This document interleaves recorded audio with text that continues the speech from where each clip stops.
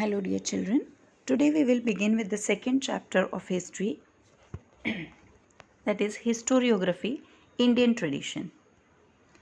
In this chapter, we will focus on the tradition of Indian historiography and the Indian historiography various ideological frameworks. That is the concept of historiography as explained and as understood by the different historians.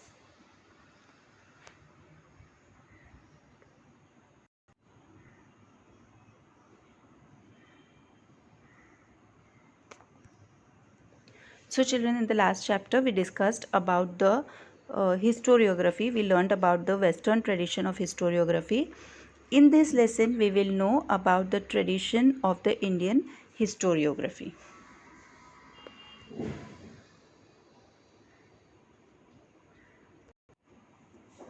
Historiography in the ancient period. In the ancient period in India, memories of the great deeds of ancestors and mythological lore, also memories of social transitions, were preserved with the help of oral recitals.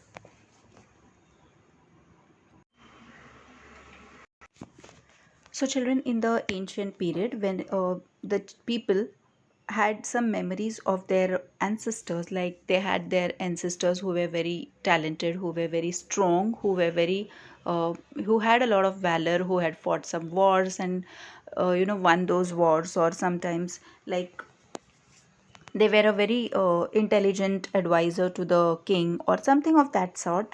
So they were very proud about their ancestors, and whatever they had done, great, which was remarkable, that they also wanted to transfer to the next generation, or preserve it, or they wanted to store it, or they wanted that everyone should know that. Similarly, the mythological lore. Mythological means traditional stories about gods, heroes, or their ancestors, and lore means knowledge that is taught. So, all these memories related to gods, related to some different experience, related to their ancestors, all these memories they wished to preserve, and these memories were preserved, and transition of the society also. So how that society kept on developing, like what we had in our parents time, that or in our grandfather's time, and what we have today is totally different. So whatever transition has been taken place, all those were preserved with the help of oral recitals. Oral recitals can be in the form of stories, in the form of songs, or just a narration of the real thing what has happened to the next generation. That is called as the oral recital. The inscriptions on the Harappan seals and other artifacts confirm that Indians had mastered the art of writing as early as the 3rd millennium BCE, or perhaps before that. However, the Harappan script is not yet successfully deciphered. Deciphered means to discover the meaning of something which is difficult to trace or understand. So, children, the inscriptions on the Harappan seals and other artifacts, it was written. They had written something in the language that was prevalent that time, but that is we are not able to decode or understand that language even today. So from this we can make out, because these seals or these carvings and inscriptions, even these artifacts, these are very old, and the historians could find out that these artifacts or these Harappan seals are so old that they are more than they were probably found in the 3rd millennium BCE or even before that.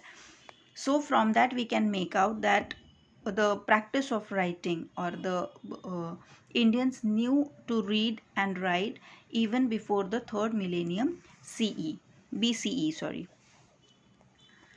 So from this, children, can you make out what it is written? We all are literate and we are so called educated, but what was written in those earlier times we are unable to identify, or we are unable to find out or read.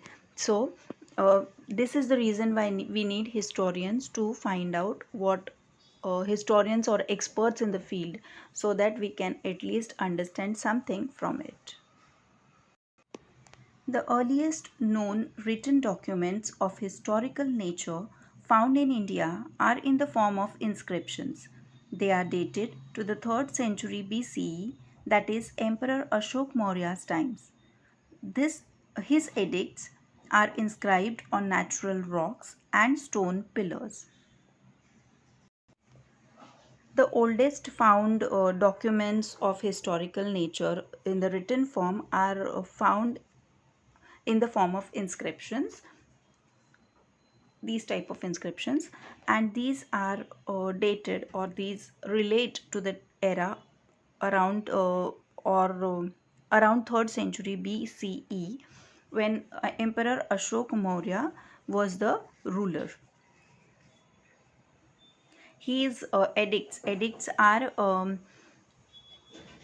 official documents or official orders. So these official orders or documents are inscribed on natural rocks or stone pillars. So in this form, these were the inscriptions. From the 1st century CE, inscriptions begin to occur on coins, metal images, and sculptures, and also on copper plates. They provide important historical information. We get to know about the dates of various kings, dynasties, genealogies, territorial extent, and administration of various empires and kingdoms, and also important political events, social organizations, climate, famines, etc., of the respective times. From the 1st century itself, we can find the inscriptions were dated, where the findings which we have got, that the oldest inscriptions began to occur on coins or metal frames or metal images and sculptures, also on copper plate, and they provide us information about the various kings, like who was the ruler at that particular time, then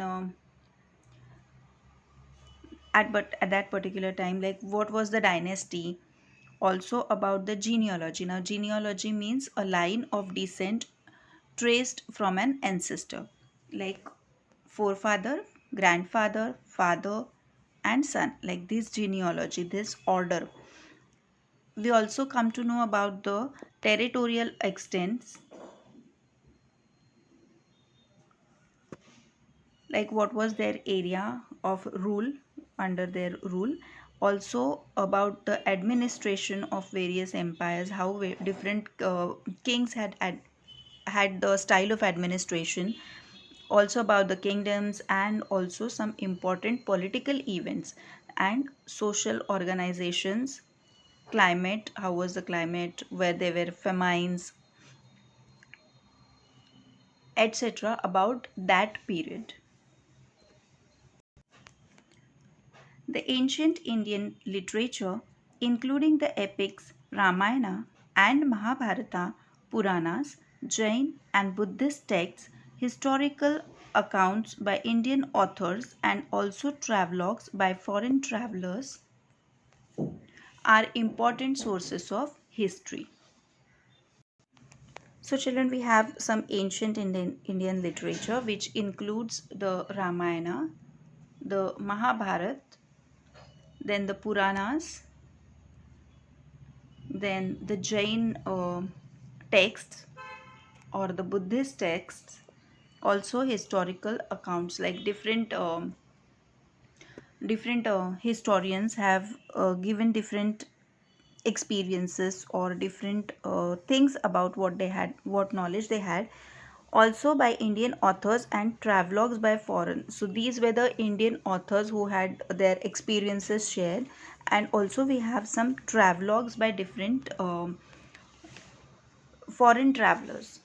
So travelogues are a book about a person's travel. So when we had these foreign travelers visiting India, so they had written so much about what they experienced, what they saw in India, and those are called as, they when they describe their entire journey, so it is called as a travelogue. So these travelogues are also important sources of history.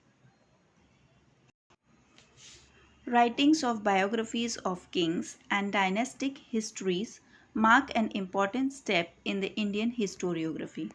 Harshcharit, written in the 7th century CE by Banabhatta, is India's sorry is King Harsha's biography.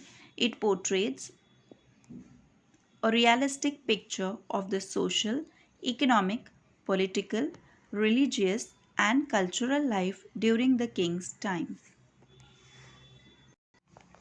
As the time changed, even the trends changed. So, in the 7th century, we find that there were biographies of kings written, and about the lifestyle, about the stories, and about the entire journey of the kings was written, and these were an important step in the Indian historiography. So the best example of that is Harshcharit, which was written in the 7th century by Banabhatta,